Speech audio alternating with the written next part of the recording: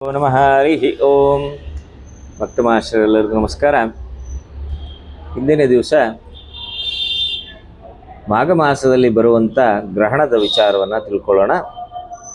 ಮಾಘ ಮಾಸದ ಕೊನೆಯ ಅಮಾವಾಸ್ಯ, ಮಾಘ ಮಾಸದ ಅಮಾವಾಸ್ಯ ಪಾಲ್ಗುಣ ಮಾಸದ ಪ್ರಾರಂಭದ ವಿಭಾಗದಲ್ಲಿ 17ನೇ ತಾರೀಕು ಮಂಗಳವಾರದ ದಿವಸ ಶುದ್ಧ ವಿಭಾಗದಲ್ಲಿ ಸೂರ್ಯಗ್ರಹಣ ಪ್ರಾರಂಭ ಆಗುತ್ತೆ. ಮಾಘ ಮಾಸ ವಿಭಾಗ ಭಾರತದಲ್ಲಿ ಇದು ಗೋಚರಿಸೋದಿಲ್ಲ ಅಂತಕ್ಕಂಥ ಮಾತುಗಳನ್ನು ಹೇಳಬೇಕು. ಭಾರತದಲ್ಲಿ ಇದು ಗೋಚರಿಸೋದಿಲ್ಲ. ಪೆಸಿಫಿಕ್ ದೇಶಗಳಲ್ಲಿ ಮತ್ತು ಸೌತ್ ಆಫ್ರಿಕಾ ದೇಶಗಳಲ್ಲಿ ಸ್ವಲ್ಪ ಇದು ಕಂಡುಬರುತ್ತೆ. ಇದು ಸೂರ್ಯನಾರಾಯಣ ಸ್ವಾಮಿ ಗ್ರಹಣ ವಿಭಾಗದಲ್ಲಿ ಅಂತ ಬಂದಾಗ ಕುಂಭರಾಶಿಯಲ್ಲಿ ಗೋಚರಿಸ್ತಾ ಇದೆ.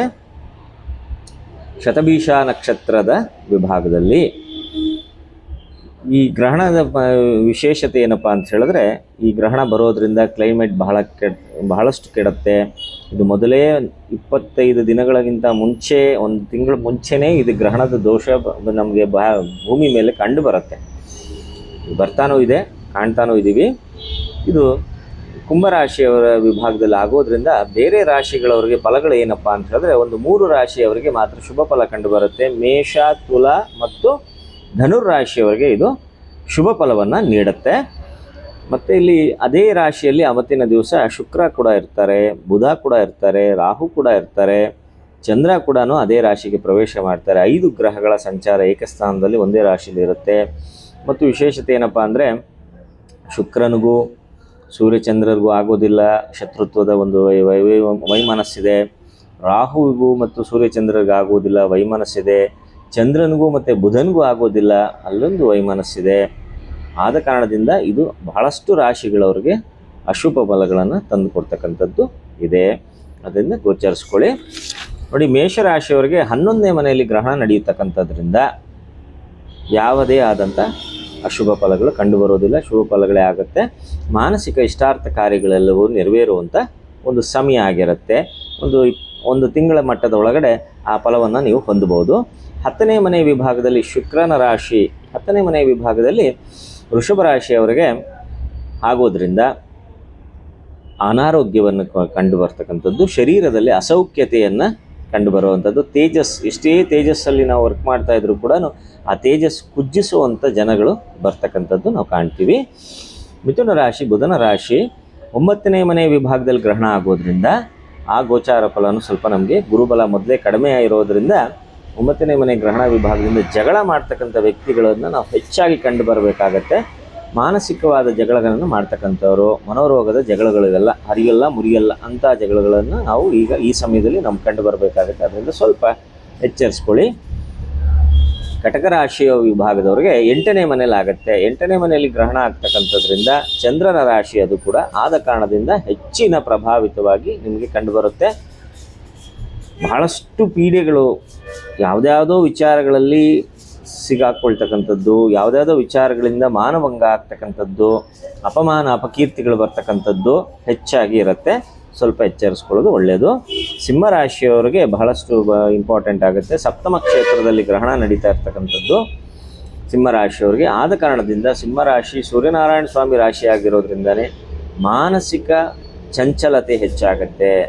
ನಾವೇ ಯಾವುದಾದ್ರೂ ಒಂದು ವಿಕೃತಿಯ ಮನಸ್ಸನ್ನು ಹೊಂದಿಕೊಂಡು ಅಶಾಂತಿಯನ್ನು ನಾವೇ ವಾತಾವರಣಗಳನ್ನು ಉದ್ಭವಿಸ್ಕೊಳ್ತಕ್ಕಂಥದ್ದು ಬರುತ್ತೆ. ಅದರಿಂದ ಸ್ವಲ್ಪ ದಯವಿಟ್ಟು ಎಚ್ಚರಿಸ್ಕೊಳ್ಳಿ.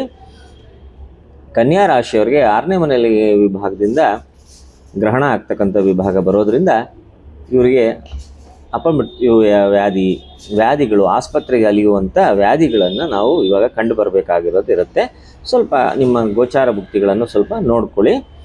ತುಲಾ ರಾಶಿಯವರಿಗೆ 5ನೇ ಮನೆಯಲ್ಲಿ ಗ್ರಹಣ ಆಗ್ತಕ್ಕಂಥದ್ದು, ರಾಹು 5ನೇ ಮನೆ ಪ್ರವೇಶ ಅಥವಾ ಸೂರ್ಯನಾರಾಯಣ ಸ್ವಾಮಿ 5ನೇ ಮನೆ ಪ್ರವೇಶ ಇದ್ದರೆ ಬಹಳ ಒಳ್ಳೆಯದು. ಐಶ್ವರ್ಯ ವೃದ್ಧಿ ಆಗ್ತಕ್ಕಂಥದ್ದು ಇದು ಒಂದು ಶುಭ ಫಲವೇ. ವೃಶ್ಚಿಕ ರಾಶಿಯವರಿಗೆ 4ನೇ ಮನೆಯಲ್ಲಿ ಗ್ರಹಣ ಆಗ್ತಕ್ಕಂಥದ್ರಿಂದ ಕೌಟುಂಬಿಕ ಕಲಹ ದೊಡ್ಡದಾಗತ್ತೆ. ಕುಟುಂಬದ ಯಾವುದೇ ಒಂದು ಕಲಹಗಳಿರ್ಬೋದು, ದಾಂಪತ್ಯ ಕಲಹ ಆಗಿರ್ಬೋದು, ಪಿತೃಗಳ ಕಲಹ ಆಗಿರ್ಬೋದು, ಬಂಧು ಮಿತ್ರರ ಕಲಹ ಇರ್ಬೋದು, ಅದು ದೊಡ್ಡ ಪ್ರಮಾಣದಲ್ಲಿ ಬೆಳೆಯುವಂಥ ವಾತಾವರಣಗಳು ಬರುತ್ತೆ. 3ನೇ ಮನೆ ಧನುರಾಶಿ ವಿಭಾಗದವರಿಗೆ ಗುರು ಉಚ್ಚ ಕ್ಷೇತ್ರದಲ್ಲಿದ್ದಾನೆ. ಗುರು 7ನೇ ಮನೆಯಲ್ಲಿ ಇರೋದ್ರಿಂದ ಅದೊಂದು ಶುಭ ಫಲ ಇವರಿಗೆ. ಆದ ಕಾರಣದಿಂದ ಯಾವುದೇ ಆದಂಥ ಫಲಗಳಿಲ್ಲ, ಶುಭ ಫಲದ ಫಲಗಳೇ ಇದೆ ಇವರಿಗೆ.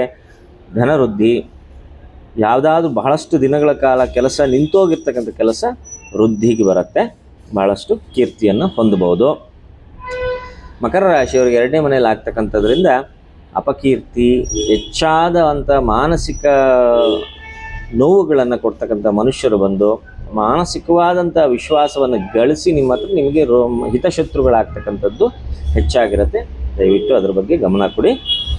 ಕುಂಭರಾಶಿಯವರಿಗೆ 1ನೇ ಮನೆಯಲ್ಲಿ ಗ್ರಹಣ ಆಗ್ತಕ್ಕಂಥದ್ರಿಂದ ರೋಗ ರುಜಿನಗಳ ಬಾಧೆಗಳು, ಆಸ್ಪತ್ರೆ ಖರ್ಚುಗಳು ಹೆಚ್ಚಾಗ್ತಕ್ಕಂಥದ್ದು ಮತ್ತು ಕೋರ್ಟು ಕಚೇರಿ ವಾದ ಇದ್ದಂಥ ಕಾಲದಲ್ಲಿ ಅದರಲ್ಲಿ ಅಪಜಯವಾಗ್ತಕ್ಕಂಥದ್ದು ಹೆಚ್ಚಾಗಿ ಬರುತ್ತೆ. ಮೀನರಾಶಿಯವರಿಗೆ 12ನೇ ಮನೆಯಲ್ಲಿ ಗ್ರಹಣ ಆಗ್ತಕ್ಕಂಥದ್ರಿಂದ ಇವ್ರಿಗೂ ಕೂಡ ಅನಾರೋಗ್ಯದ ವ್ಯವಸ್ಥೆ ಭಾಳ ನೀಚವಾಗಿರುತ್ತೆ. ಶನಿ ಬೇರೆ ಅವ್ರ ರಾಶಿಯಲ್ಲೇ ಇದ್ದಾನೆ, ಅನಾರೋಗ್ಯ ಬಹಳಷ್ಟು ಬರುವಂಥದ್ದು. ಮತ್ತು ಯಾವುದಾದ್ರೂ ಹಣಕಾಸುಗಳನ್ನು ಯಾರಿಗಾನ ಕೊಟ್ಟಿರುವಂಥದ್ದು ಮತ್ತೆ ಹಿಂಪಡಿಬೇಕಾದ್ರೆ ಅದು ದೊಡ್ಡ ಪ್ರಮಾಣದಲ್ಲಿ ವಾದ ವಿವಾದಗಳಾಗ್ತಕ್ಕಂಥದ್ದು, ಶತ್ರುತ್ವಗಳನ್ನು ಕಟ್ಕೊಳ್ತಕ್ಕಂಥದ್ದು ಹೆಚ್ಚಾಗಿ ಕಂಡು ಬರುತ್ತೆ. ಅಂದರೆ ನಿಮ್ಮ ಸ್ವಲ್ಪ ಅಪಕೀರ್ತಿ ಬರಲೇಬೇಕಾದಂಥ ಒಂದು ಸಮಯ.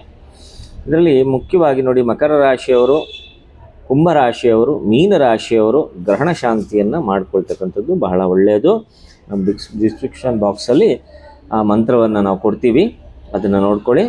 ಮತ್ತು ಧಾನ್ಯಗಳಲ್ಲಿ ಗೋಧಿ, ಬೆಲ್ಲ ಮತ್ತು ಕೆಂಪು ಬಣ್ಣದ ಒಂದು ವಸ್ತ್ರ ಸೂರ್ಯನಾರಾಯಣ ಸ್ವಾಮಿಗೆ ಇರ್ತಕ್ಕಂಥದ್ದು ವಿಭಾಗ ಆಗಬೇಕು. ಉದ್ದಿನಕಾಳು, ಹುರುಳಿಕಾಳು, ಬೆಲ್ಲ ಮತ್ತು ಚಿತ್ರ ಬಣ್ಣದ ಒಂದು ವಸ್ತ್ರ, ಈ ವಸ್ತುಗಳನ್ನು ಇಟ್ಕೊಂಡು ಪೂಜೆ ನೀವು ಆ ಸಮಯದಲ್ಲಿ ಗ್ರಹಣ ನಾನು ಹೇಳಿರುವಂಥ ಸಾಯಂಕಾಲ 5:26 7:55 ಗ್ರಹಣ ಗೋಚರಿಸುವಂಥ ಕಾಲ. ಆವಾಗ ಆ ಸಮಯದಲ್ಲಿ ನೀವು ಪ್ರಾರ್ಥನೆಯನ್ನು ಮಾಡಿಕೊಂಡು ಆ ಮಂತ್ರ ಉಚ್ಚಾರಣೆಯನ್ನು ಮಾಡಿ ನಂತರ ಸ್ನಾನ ಸಂಧ್ಯಾ ವಂದನೆಯನ್ನು ಮುಗಿಸ್ಕೊಂಡು ದೇವಾಲಯಗಳಿಗೆ ಹೋಗಿ ಅದನ್ನು ಭಗವಂತನಿಗೆ ಸಮರ್ಪಿಸ್ಕೊಳ್ಳಿ. ನವಗ್ರಹಗಳ ಹತ್ರ ಇಟ್ಟು ಪೂಜೆ ಮಾಡಿ ದಾನವನ್ನು ಮಾಡ್ತಕ್ಕಂಥದ್ದನ್ನು ಮಾಡಿ.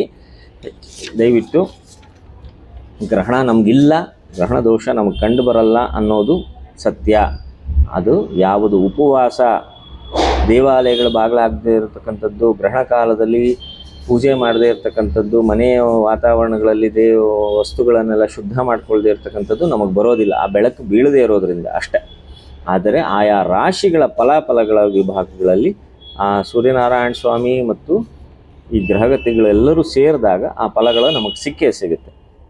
ಅದರಿಂದ ದಯವಿಟ್ಟು ಮಕರ, ಕುಂಭ, ಮೀನ ರಾಶಿಯವರು ಮುಖ್ಯವಾಗಿ ಗ್ರಹಣ ಶಾಂತಿಯನ್ನು ಮಾಡ್ತಕ್ಕಂಥದ್ದು ಬಹಳ ಮುಖ್ಯ ಸ್ಥಾನ. ಮರೆಯದಂತೆ ಗ್ರಹಣ ಶಾಂತಿಯನ್ನು ಮಾಡ್ಕೊಳ್ಳಿ. ನಮ್ಮ ಡಿಸ್ಕ್ರಿಪ್ಷನ್ ಬಾಕ್ಸಲ್ಲಿ ಆ ಮಂತ್ರವನ್ನು ಕೊಟ್ಟಿರ್ತೀವಿ. ಆ ಮಂತ್ರ ಉಚ್ಚಾರಣೆಯನ್ನು ಮಾಡಿದ್ರೆ ಮಾತ್ರನೇ ಆ ಫಲ ಸಿಗೋದು. ಸುಮ್ಮನೆ ನಾವು ಗೋಧಿ ಕಾಳುಗಳನ್ನು ತೊಗೊಂಡೋಗಿ ದಾನ ಕೊಟ್ವಿ ಹೋಗುತ್ತೆ ಅನ್ನೋದು ಆಗೋದಿಲ್ಲ. ದಯವಿಟ್ಟು ಆ ಮಂತ್ರವನ್ನು ಉಚ್ಚಾರಣೆ ಮಾಡಿ. ನಿಮ್ಮ ಶರೀರದ ಭಾಗದಿಂದ ಅದು ಉಚ್ಚಾರಣೆ ಆಗಬೇಕು, ಆಗಲೇ ಅದರ ಪ್ರತಿಫಲ ನಿಮಗೆ ಸಿಗೋದು. ಸರ್ವೇ ಜನ ಸುಖಿನೋ ಭವಂತು, ಸನ್ಮಂಗಳಾನಿ ಭವಾತ್.